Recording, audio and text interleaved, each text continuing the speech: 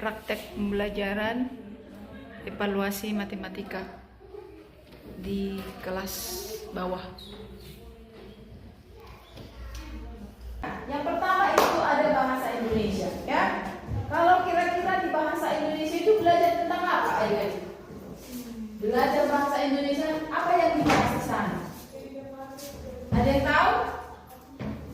Belajar bahasa Indonesia. Apakah kita hanya pintar berbahasa Indonesia aja? Ya? Ada nggak di sini yang belum tahu Indonesia? Masih bahasa Batak terus, mau di rumah, mau di sekolah, mau di mana pun bahasa Batak terus. Ada? Enggak kan? Rata-rata kita udah pakai bahasa Indonesia. Karena bahasa Indonesia adalah bahasa persatuan kita, ya.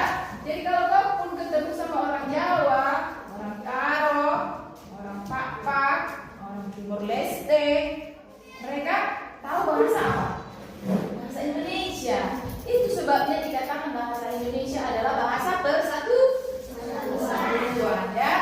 Oke, itu tentang bahasa Indonesia. Sekarang kita mau belajar matematika. Ya. Siapa yang mencintai belajar matematika? Siapa yang senang matematika? Hanya satu. Iya. Ada dua. Kenapa kalian senang matematika? Coba, apa alasannya? Pasti ada alasannya. Kenapa dia suka sama si ini? Karena apa? Karena si ini cantik. Contoh, ya kan? Jadi si Matthew suka bahasa matematika karena apa? Gampang pelajarannya. Gampang katanya. Wah, jarang-jarang ya ada orang yang suka matematika, ya.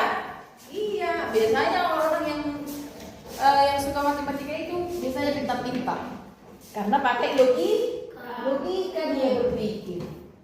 Dan matematika itu katanya ilmu pasti, hanya menghitung saja dia. 20 tambah 20. Kan pasti kan 40. Enggak seperti mata pelajaran yang lain, contoh sejarah. Zaman prasejarah katanya.